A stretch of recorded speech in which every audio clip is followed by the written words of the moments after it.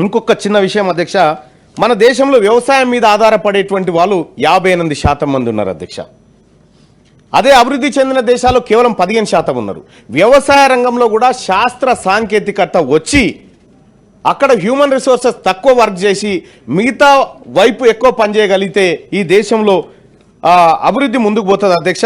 ఇక అలాగే ఇంకొక సమస్య కూడా వచ్చింది అధ్యక్ష. మన దేశంలో స్టార్టప్స్లో కేవలం 10% సక్సెస్ ఉంది, కేవలం 10% స్టార్టప్స్లో సక్సెస్ ఉంది.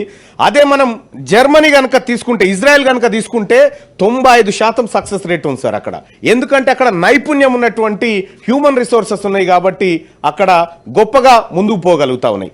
సో ఈ స్కిల్ డెవలప్మెంట్ యూనివర్సిటీ ద్వారా ఈ నైపుణ్యం కనుక పెంచగలిగితే సో ఇక్కడ ఉన్నటువంటి యువత అద్భుతాలు సృష్టించేటువంటి అవకాశం ఉంటుంది అధ్యక్ష.